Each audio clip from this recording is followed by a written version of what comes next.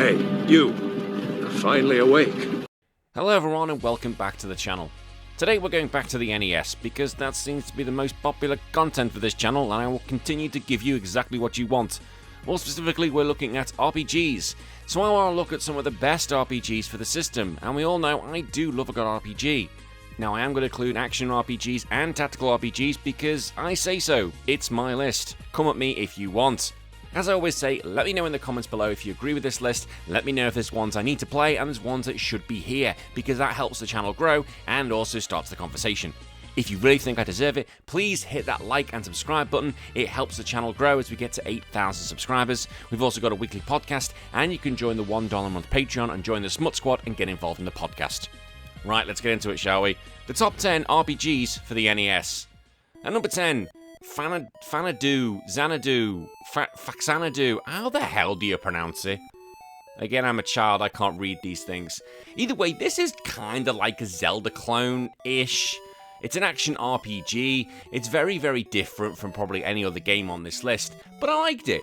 This hybrid of that RPG element of the action gameplay kind of makes it feel richer than a standard platformer or than just simple an RPG.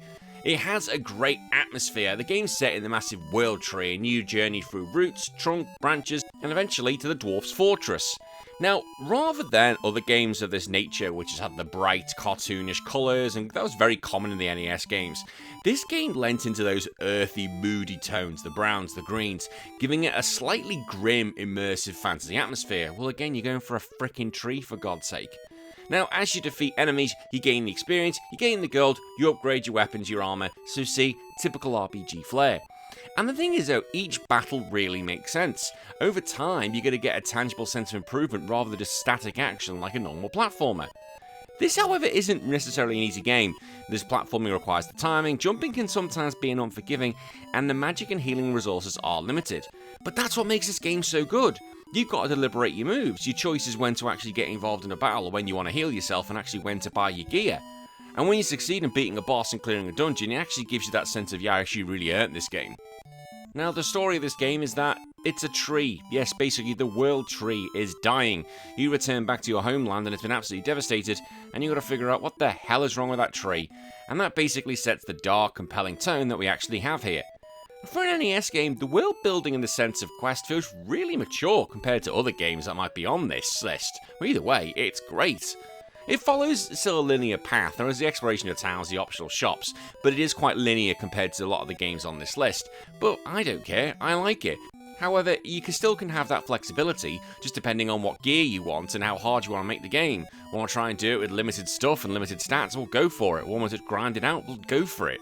That has that replay value. The better you get it, the more chances you want to do it. Essentially, it was quite ambitious for its era. Bear in mind, this came out in '87 on the Famicom and then 2 years later on the NES. Now, this is a long time ago. Christ, I was 1 year old when this game came out, and it's still super fun today. At number 9, Mother. Now, this has been a game which has kind of grown on me. Maybe the aftertaste of it has settled, because initially it was a bit of a slog. For those who've never heard about this game before, it's actually tied to a very, very popular game in the West called Earthbound, which in Japan is known as Mother 2. Yes, we didn't get the first one until much later. The NES one was the one that came first, and then the Mother 3, which we got in Japan, and never seemed to get released in America for some unknown reason, which we'll never be able to discover on this channel. Pretty sure we will. Now, I had heard about Earthbound, but never actually even played it for a long time, but I wanted to go back to where it all began. Similar to Earthbound, it's very unusual because most games, when you do RPGs, it's set in like dungeons and castles and dragons and stuff like that. But this is set kind of like in, I don't know, suburban America. It has small towns and everyday locations. And instead of fighting big dragons, you're fighting hostile kids, possessed toys, and alien invaders. Yeah, then the story just gets a bit kooky. Either way, it's good fun. You're fighting a car at one point. It's like, what? The old mad neighbor. Some of the enemies are just so silly. There are even moments where it breaks the fourth wall, where it pokes fun at RPG conventions, which I think is quite good. Now, behind all that quirky presentation that this game may give, there's a really good story here, and there's the themes of friendship, courage, and childhood innocence mixed with those essential stakes that you need. And you play this game with 3 characters, Ninten, see what you did there, Anna and Lloyd, although I called Ninten Ness. Yes, I did. Leave me alone, I just seem to do that. There is a lot of grinding, especially when you get a new party member, because they're all the way at level 1, so you've got to get them back to a stage where they've got enough equipment and they can be in an enough level to you. Whilst it can be a bit grindy and sometimes the encounter rate is through the fucking roof, I really love the story and I wanted to learn more and more of it, and the ending is absolutely brilliant. Spoiler alert, letting this out now, to beat the bad guy, you sing! Yes, the whole point is that you're going around trying to get this tune, and when you get the tune, basically you've got the whole thing, you use it to subdue an alien. It's so weird as an ending. Like, rather than try and kill it, you just keep hitting sing and survive for as long as you can, and eventually it gives in to the song. Brilliant writing, and sets it up for the future series. It's a really good game, and instead if you've loved Earthbound and you played that on the Super Nintendo, you really should give this a go, although just bear in mind you are playing on the NES and not the Super Nintendo. At number 8, Metal Max. Considering I've just been talking about Mother and saying how unique that one is, well, how about an RPG with tanks? Yes, this was a game unfortunately we never got in the West, but so you're going to have to try and get it from other means. But this is basically an RPG where you've got tanks. Now, when most RPGs follow that strict sequence of you going to towns and dungeons and story events, Metal Max basically gave players an open world from the start. Like, you do what you want. You can go hunt, you can do the bounties, you can find dungeons, or if you're strong enough, basically do your own route, go fight whatever you want. It's basically a scrappy medieval Mad Max wasteland style thing. There are rusted tanks, mutant creatures, dangerous criminals. It's a very different world to what you've been previously used to. Like, the world felt very gritty and lived in, and basically towns are built around survival rather than those fancy tropes where, haha, I'm here, would you like a sword I just bought? I don't know why I had to go into the accents, but I really did. And someone said the other day, my jokes are terrible. That's fine, because this is the way I keep saying when I do these things before bedtime. Leave me alone. Actually, no, keep slagging me off, it's all good fun. Now, the tanks themselves aren't just the weapons, like, they're the core of the game. Like, you collect them, you upgrade them, you modify the parts, reinforce their armor. They're your best friends, basically. There's a big level of customization with like the garage tinkering vibe that players are gonna love. And there's very few RPGs that offer that level of depth in when it comes to the tinkering. Essentially, well, I can't think of many other NES games when you go around the frickin' tanks. Now, when you have the battles, you can fight on foot or inside your tanks, and each have their own strengths and risks. Like, tanks can unleash massive firepower, but require maintenance to get fixed. Or you can fight on foot, but you are more vulnerable, but you act faster, and it's obviously cheaper to try and kit you out rather than a frickin' tank.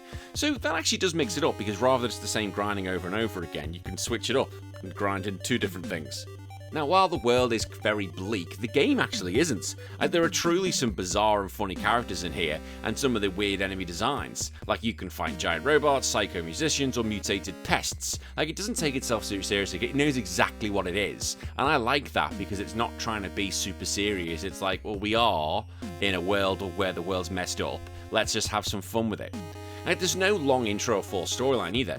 Instead, you can just do what you want. You can go after bounty hunts, explore ruins, gather clues. Eventually, you've got to challenge the central villain, but the game never actually takes you in that direction. And this freedom makes the game feel more alive and more player-driven, which is really good. Like, throughout it, there are bounty hunters, and they're scattered across the world, and finding them is half the fun. Like, each one of them's really cool. They could be a massive monster, strange machines, or dangerous criminal. Again, getting that cash reward, taking them out, that feels really good, and then you can put that cash reward to basically doing your tank up. It's really cool. There are tons of extra secrets in here, because you're basically playing in a big-ass sandbox. So that discoverable thing is probably more than any other NES games I can think. Technically, it isn't the most advanced NES game on this list. I'm open to that, that's fine. But it does the job with its gritty art direction, the sprites of the tanks are cool, it has the cool landscapes, and the enemy designs make it look cool. Again, compared to any other game on this list, it's probably the most unique. And because you can play it any way you want and do how the style that best suits you, you can play this and have, I don't know, multiple times playing it. At number 7, Sweet Home. Yes, a horror RPG. Not many games of that sort of thing. I can't think I've played many horror RPGs, although some of you are going to come at me and go, have you ever played this one before? Now, this was released on the Famicom in 1989, and unfortunately never made its way to the West.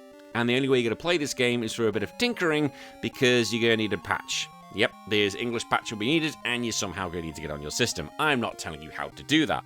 This game was considered as the first true survival horror game.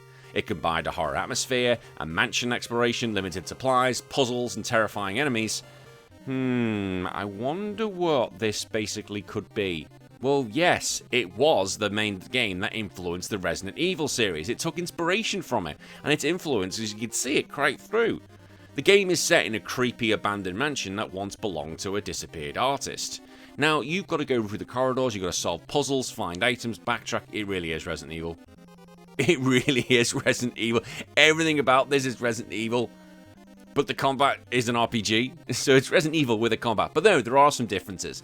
Unlike in the first Resident Evil, where you got Jill and Chris, there are 5 different characters, each with their own unique essential item, like a camera, lockpick, lighter, medical kit, vacuum, etc. Now, you can switch between the characters, form small parties, you can split up, explore different paths, or combine the forces depending on what the situation has, and this adds that strategy and replayability. The difference is, though, if a character dies, they stay dead for the rest of the playthrough.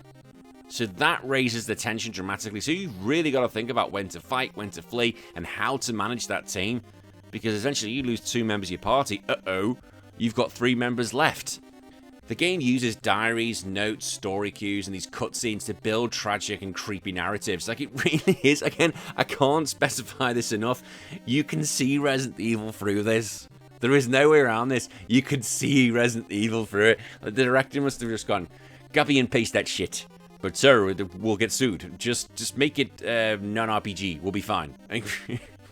Although it was only ever released in Japan, everyone should go and give this a go just because of the influence it's had in the genre. And essentially without this game, or essentially without the film which it was based off, we might never even have Resident Evil. That's not a world I can think about. And number 6, Fire Emblem Gaiden. Now, Fire Emblem Gaiden has a really big fan contingent behind it. It's seen as a bit of the black sheep of the family because it doesn't follow the normal traditional rules of Fire Emblem. But let's be honest, this is Nintendo era where most sequel games were kind of experimental, and Gaiden was that experiment. Now, unlike the previous Fire Emblem game, which had very strict linear maps, Gaiden gave players the ability to roam the world map. You could visit towns, you can visit dungeons and shop. So it kind of felt like you were going across an actual journey across Valentia, rather than just a series of battles like the first one was. And you also had 2 different characters. You had Alm and Celica, and they each had their own perspectives, and they each had their own playable characters. They each had their own bloody armies, for God's sake. And eventually, it's not until right at the end of the game, really at the end of the game, where you merge the 2. And again, it has that Fire Emblem twist. Gaiden did have some differences compared to the main game and a lot of the main games going forward when it comes to weapon usage. Normally, you'll get so many goes at a weapon before it breaks. Here, it doesn't work like that. The weapon you can keep using forever, however, you can strengthen it as the series goes on. Again, that's not a system that was really used going forward, but it was a nice experimentation. It still does have the permadeath system though, so if your character which you've grinded 20 hours into suddenly gets an arrow to the knee and dies, unlucky for an infection, that's it, they're gone, and you'll want to cry, so you're more likely going to want to restart it. The game is tough. Fire Emblem games are known for being very hard, so just be prepared for that. And one of the things compared to other Fire Emblem games is the sense of the dungeon crawling. Kind of like RPGs like Dragon Quest, players can enter the caves to fight the enemies and gain experience. They are not seen in any other Fire Emblem games apart from the remake of this game which came out for the 3DS, and my god, that 3DS remake is an absolute treasure, apart from the dungeon sections. I hate the dungeon sections. Everything else though, cracking. And number 5, Lagrange Point. Yes, we're talking about another Japan-only game, which is a bit of a shame because this game kicks absolute ass. It is the only NES game, Famicom game either way, that uses the VRC7 sound chip, a custom FM synth module created by Konami. And because of this, it helps it give rich metallic futuristic instruments, actual FM bass lines, and complex chords and tones impossible on normal NES hardware. And it's one of the best sounding games on the whole system. And technically, this feels like it should be on the Sega Mega Drive, not the NES. And the soundtrack alone makes it game feel historically significant. And honestly, go in on YouTube and whatever, and just listen to the soundtrack absolutely incredibly. Think, shit, this is on an NES. Really shouldn't be like that. But it matches the tone of the game. Unlike usual ones where in fantasy worlds and medieval towns, Lagrange Point takes place on space colonies and research stations, and I love all that stuff. I did it with Gundam, I absolutely loved it. Now the story, unlike some, is very mature because you've got to deal with biological disasters, rogue AI, that's where we're getting to right now, terraforming failures, human experimentation, and reconstruction after a catastrophe. It has that surprising philosophical weight and the sense of realism you're not probably expecting in a space fantasy. There's also a weapon mixing system, and it's very deep, where you can combine weapons into new ones. So you can have guns with elemental ammo, bioblades, that just sounds like it should be in Final Fantasy VIII and goddamn cool, energy cannons, and hybrid weapons with special effects. So having this experimental system is really cool, because you're not sure what you're going to get to play with. The graphics and art direction in this game are awesome. It is that sci-fi anime trope, so all the portraits have that anime feel, and I love that. Again, back in the day, or I wouldn't have played it back in the day because I didn't have a Famicom, but I wouldn't have liked it because I wasn't a fan of anime, but now I'm all in. Give it. I'm absolutely there. And when it comes to the structure of the game, you can kind of go to the space colonies in different orders, so you can revisit hubs and unlock new sections, so it kind of feels a bit like a Metroidvania mixed with a JRPG. I'll take it. But ultimately, we did eventually start getting those futuristic RPGs. And if you think of Star Ocean, everyone, maybe this is the point that started it all. And number 4, it's Fire Emblem. Yes, the first one, which I have played both the 8-bit and the remake version on the DS. This is one of the first tactical RPGs ever played, where you're playing on a grid-based system. And like most JRPGs, if your character dies, they dead. I mentioned it earlier with Gaiden, and goodbye-bye if you've been spending a lot of times with a lot of grinding. You've got a big army in here, so because they're expecting you to have many members die. So each member you've got does different roles. So you have to be able to balance your party, so maybe you have an archer, you might have a few horsies, everyone loves horsies in this game, you've got to have your mages. It's so cool because you're trying to work out what is the best battle team you can have going forward and have a great army. But then when your character dies, you feel really sad because they go, "Oh, Marth, I'm sorry I died." It's like, yes, freaking sorry you died. It's a very, very mature story, and it basically shows about how war can be extremely difficult. The story puts you in the shoes of Marth, and he's going across the kingdom having to retake places or go into different fortresses and take it over. Basically, that's how you get it. You got to get into a castle, and then you take it as Marth, and then sometimes you can go into castles and then take the throne, and that's how you basically clear the level. The levels take ages to do. They're not just one done, see in 30 seconds. They can take ages, sometimes an hour, because this is a war. Wars take time. Wars take planning. And sometimes you've got to think, I want to get to that village and try and save it. I want to try and get that ally and try and save them. And sometimes you're facing villains who sometimes have complex motives, but rather than just being simple, I'm good, you're bad, they want to defend their homeland. But you have to kill them because, well, I have to kill them. But it really had a good sense of progression. The story made Marth feel like from this small little child, basically, in when it comes to wars, to an absolute master by the end of it. But then it starts getting all over the place with end-of-the-world dragons, which is just crazy. And the final few missions are so goddamn hard. It's like, oh my god, when did this game become so brutal? The whole point is you need to try and keep as many characters as you can to the final battle, because all you need to do is make sure Marth kills the big-ass dragon. Everyone else doesn't really matter if they live or die at that stage. As long as Marth kills the dragon, you're golden. But my god, is it hard. But it was in a very ambitious game because at this time they weren't really popular with the strategy RPGs. But however, it defined its own lane and it worked. And Fire Emblem is one of my favourite series of all time. And thank you very much for this game for actually setting the trend.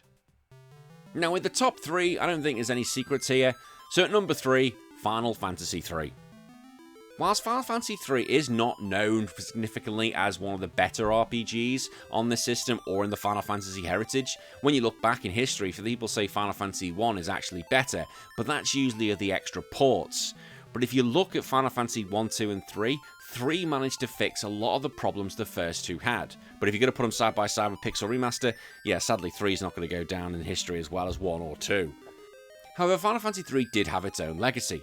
Now, it didn't invent the RPG job system, that was around, and Dragon Quest has been there, and we'll talk about Dragon Quest. However, it expanded it greatly, and there were over 20 different jobs, including Dragoon, Summoner, Ninja, Sage, Geomancer, Dark Knight, and then you're allowed to switch with them and make your own party and have it customizable how you wanted.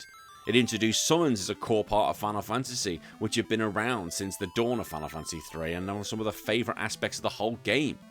But because you could have this different job system, it made each playthrough feel unique. Like, to be honest, I keep saying it every time I play it, just use Dragoon. Dragoons are the way forward.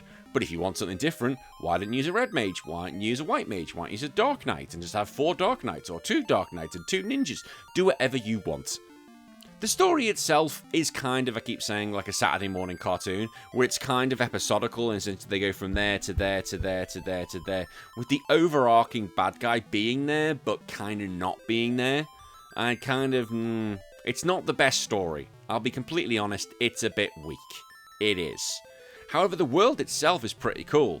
What starts off as pretty small, eventually you realise you're part of a very, very big world, and oh my god, did that game get massive. It also means you get a lot of airships. A lot of airships. I don't like the final airship, because even the final airship still needs to hop over mountains, which makes no goddamn sense. It's challenge-wise, it's okay. It does have its problems, like having to shrink when you have to go into fight the rat. Oh, what a pain in the arse that section is. And the final dungeon is a pain in the arse, it's so goddamn long. But either way, I still enjoyed it. I probably enjoyed it more than the DS version, to be honest. But Final Fantasy III set the foundations for what came after, Final Fantasy V, which improved upon that job system dramatically. As I said, it brought in summons, which is a huge point as well. I just think Final Fantasy III gets a bad rep sometimes. I think we all need to give it the respect it deserves. At number 2, Dragon Quest IV. Yes, Dragon Quest IV is my number 2, so we can all probably guess, if you've been following the channel, what number 1 is, and it's not a shock, let's be honest. However, Dragon Quest IV, which was the last entry on the NES system, was an absolute groundbreaking storytelling. Now, rather than you just basically having the hero going off an adventure with your pals, where you have each of the main party members go on their own little adventure and kind of shows how they got to where they are in the story when they finally meet you, the hero, as the final chapter. And each of those little chapters, you start off at level 1, you go, basically, for example, Ragnar the Knight, he has his companions, then you've got Elena the Princess, like one of them's the,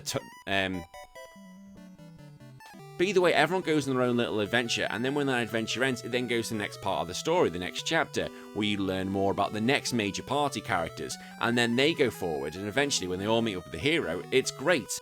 Although you do have a huge party member, it does make you feel like you've got a big group together, and I absolutely loved it when everyone got together at the end and you really had this party with the heroes, and that is the biggest chapter.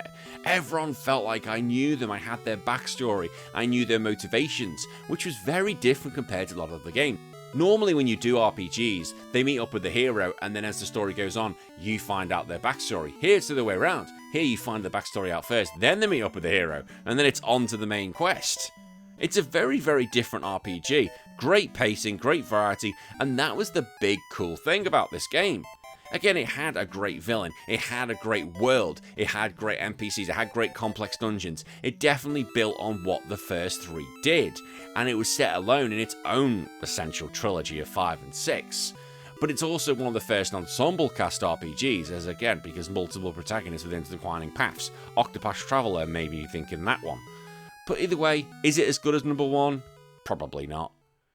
And number 1, it is Dragon Quest III, because we all know, if you're on this channel, I love Dragon Quest III. It's so goddamn fun. I love the hero. The hero just looks so goddamn cool. There's a reason why everyone lost their shit when he appeared on Smash Brothers, because he's cool. It brought the day-night cycle, which was a big innovation of the game, and eventually things that the NPC said had changed depending on if it was the day or whether it was the night. I love the fact you can have a party of just you, the hero, or you can have a party of multiple people. It's up to you. Like, the game is absolutely huge, and even when you think you've finished the game, ho ho, there's a twist and off you go for a new adventure, and then there's another twist, and oh my word, is it amazing. Like, I'm not going to bang the same drum about why I love Dragon Quest III, because I've done that on the top 10 NES games of all time. Go back and watch that video. If you haven't seen it, go watch it, because I will praise Dragon Quest III, although it isn't my number 1, I will praise that all day long. I freaking love Dragon Quest III.